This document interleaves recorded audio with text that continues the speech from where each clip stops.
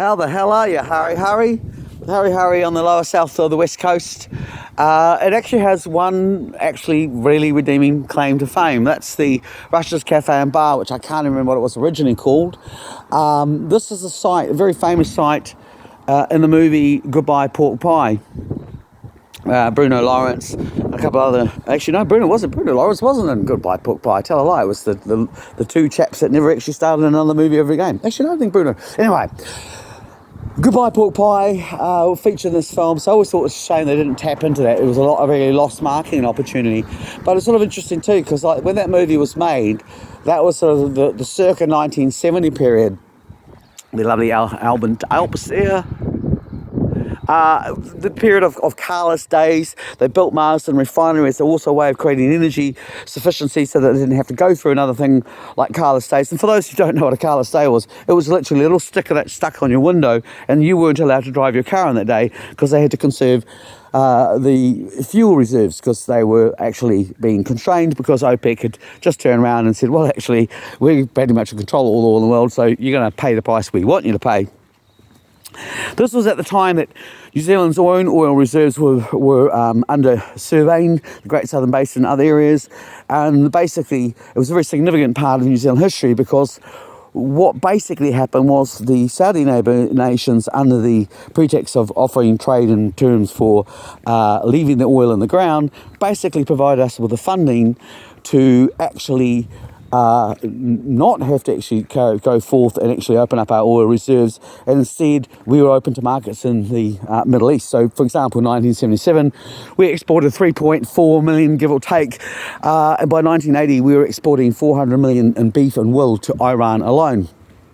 It was very interesting too, because when the Iran Revolution took place in 1980, basically that's when the Americans said, "Oh, you need to build this refinery, Marsden Refinery, because Iran's been taken up by the Islamic jihadists and Saudi Arabia's next." So we built this thing, and then once we built it, having borrowed money, ironically, off the Saudis via the Los Angeles South Pacific Bank, whose main director was Adnan Khashoggi, who was kind of like the point of contact between the Western world and the Saudi kingdom.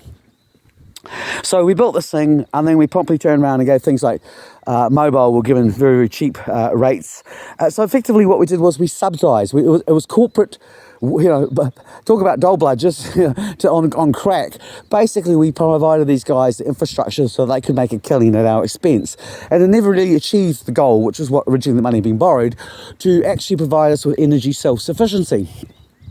Let's turn around. So now, fast forward number of years into the future, and we're driving down the towards Harry, and there aren't that many cars on the road today, because they've become largely self-imposed carless days, all of my own, because petrol prices are so expensive, and our energy reserves are actually really, really at a compromised state. The government, of course, in their infinite wisdom, has turned around and chosen to shut down Marsden Refinery with absolutely zero objection from the so-called opposition party. Both parties, of course, largely driven by the New Zealand Business Roundtable. And, you sort of end up with a situation, you're going, well, again, instead of us actually digging up minerals from the ground and just swapping one finite for another, why don't we consider the carless day option? So we use not so much a question of replacing with one problem with another, but it's a case of we use actually consume less, and we actually focus on providing energy needs for what we need, as opposed to providing part of the sort of globalization model, which simply sort of sets out to kind of allow corporates to make more and more and more money every single year, which by laws of physics isn't, you want the definition of lunacy, go and talk to an economist, is my basic opinion. They have this model of the sort of infinite growth model, but it doesn't actually address the issues that we don't have infinite resources on this planet.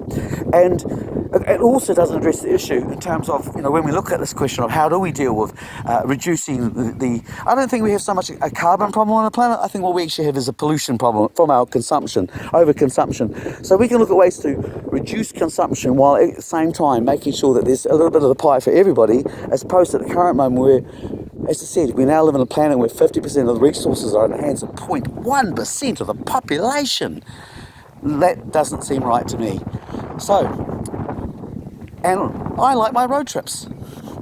So go and watch Goodbye Pork Pie, follow it up with watching someone else's country, and we'll see you next election.